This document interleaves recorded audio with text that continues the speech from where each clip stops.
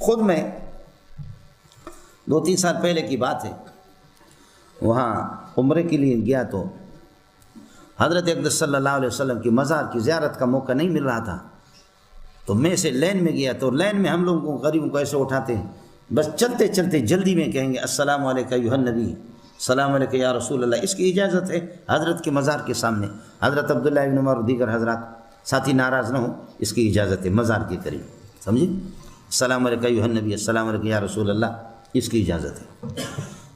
تو آپ کو سلام پیش کر رہا تھا، ایسے ہم لوگوں کو اٹھایا جی ریلی میں، تو وہ جو ڈیوٹی دے رہے تھے، تو وہاں پر ڈیوٹی دیتے ہوئے ایک بندہ، اس نے رومال پہنا ہوا تھا، شیخ نصیر کے نام سے، افغانی تھا، تو اس نے یہ ہے کہ مجھے دیکھا کہ حضرت کو دھکے پڑ رہے ہیں، ہمیں دھکا دے کر کے نکال دیا، تو وہ میرے پیچھے باہر آ گئے ادھر سے، کہنے لگے شیخ منظور، میں نے کہا نام سیدی، شیخ منظور، کہنے لگے میں آپ کا شاگرد ہوں، میری ڈیوٹی ہے یہاں جامعہ اسلامیہ میں پڑھتا ہوں اور یہاں ہماری ڈیوٹی لگتی ہے۔ میں نے کہا شاگرد ہے تو پھر حضرت کی زیارت تو کراؤ یار، اتنے شاگرد سیکورٹی میں آپ لگے ہوئے ہیں، تو حضرت صلی اللہ علیہ وسلم کی مزار کے قریب کر دوں گا۔ کچھ بھلا پڑ گیا، ان کے توسط سے پھر یہ ہے کہ پتہ چل گیا، تو ایک جامعہ اسلامیہ کا ایک بڑا استاد آ گیا میرے پاس، کہنے لگے کہ میں نے سنا ہے کہ آپ ادھر ادھر عالمی مقابلوں میں بھی جاتے ہیں، یہ ہے وہ ہے، اور اس طرح را الف فا ضاد یا ان کے بارے میں آپ کو معلومات بھی ہے، یا شین و یا عین و ہا، آپ لوگ سمجھ گئے؟ یہ وہی گدھے والا مسئلہ، بھون بھون پیچھے پر پر، سمجھتے؟ تو ان سے میں نے پوچھا، کہنے لگے ہم کام کر رہے ہیں، اس طرح کام کر رہے ہیں، اس طرح کام کر رہے ہیں، تو اس نے اپنا جو منہج بتایا، اسلوب کام کا، میں نے کہا اللہ کے بندے یہ تو بالکل بیکار ہے، آج کل یہ اس سلسلے کو انہوں نے چھوڑا ہے بالکل۔ یہ ہمارے اکابرین نے جو پرانے حضرت نانوتوی نے کام کیا ہے، شیخ رشید گنگوئی رحمۃ اللہ علیہ کے ہدیۃ الشیعہ وغیرہ، اور امام اہل سنت مولانا عبدالشکور لکھنوی، یہ ہمارے کسی کام کے بھی نہیں ہے، وہ چیزیں متروک ہے۔ اب یہ لوگ اس راستے سے نہیں آ رہے، راستہ انہوں نے بدلا، اب ہماری کتابوں سے، رجال کی کتابوں سے اور ہماری اصول حدیث، اصول فقہ کی کتابوں سے ہم پر بمباری کرتے۔ اب طریقہ یہ ہے، اب اس راستے سے دشمن آ رہا۔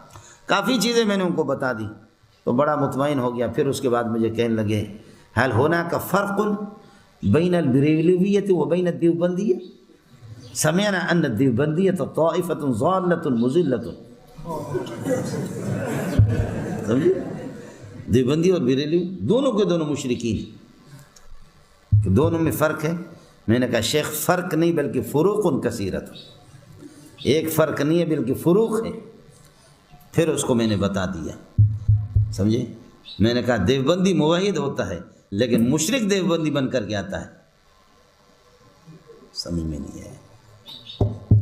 دیوبندی تو موحد ہوتا ہے، جو موحد ہوتا ہے وہ دیوبندی ہوتا ہے، لیکن مشرک دیوبندی بن کر کے آتا ہے۔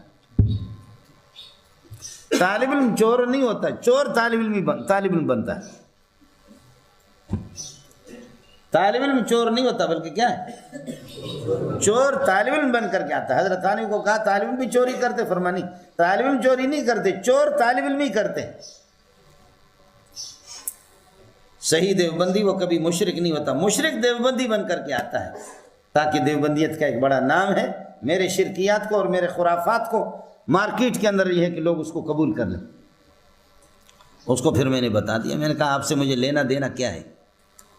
پھر اکابرین کی کتابیں بتائی، یہ چیزیں ان کو بتا دی، ماشاءاللہ آدھا پونا گھنٹہ لگے، ایسا ہمارا عاشق ہو گیا، کہنے لگے اللہ کے لیے مجھے ٹائم دے دو، کل میں آپ کی دعوت کرنا چاہ رہا ہوں۔ میں نے کہا دعوت کل تو ہم لوگ جا رہے ہیں۔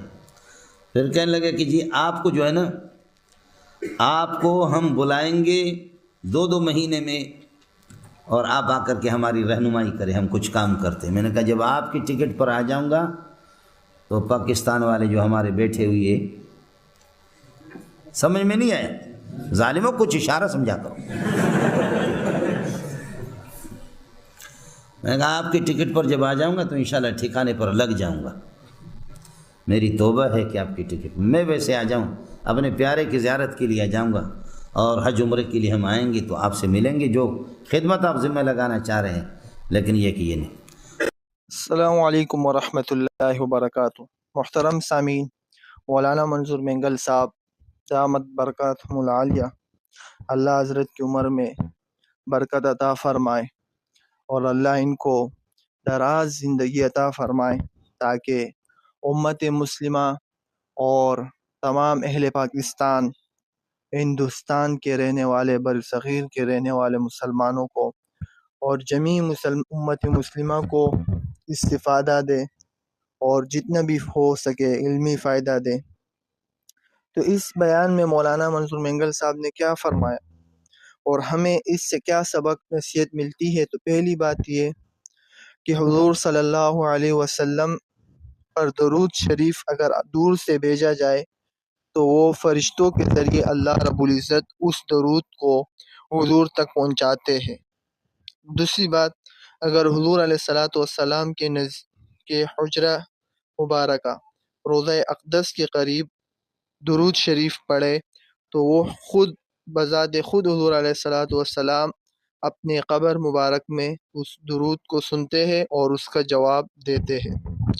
تو ہمیں کثرت درود شریف پڑھنی چاہیے، خاص طور پر جمعہ اور جمعے کے دن، اور حضور علیہ السلام کی تلقین بھی آئی ہے اس دن جتنی بھی ہو سکے درود شریف کی کثرت کی جائے۔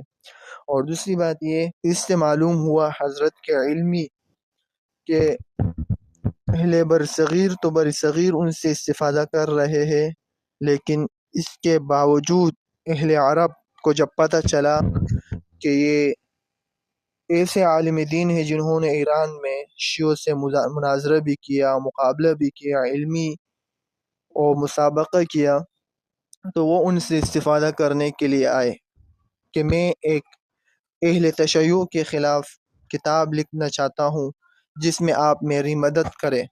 تو اس سے معلوم ہوا کہ حضرت کی قدر ان لوگوں کو بھی ہوئی جب ان کو پتہ چلا کہ یہ حضرت اتنی علمی اور ماہر آدمی ہے، خاص طور فنون پر۔ تو ہمیں بھی چاہیے کہ حضرت کا قدر کرے، حضرت سے جتنا بھی استفادہ ہو، ان کے بیانات سن کر، ان سے قربت حاصل کر کے ان سے فائدہ حاصل کی جائے۔ اللہ رب العزت ہمیں ان کی قدردانی نصیب فرمائے۔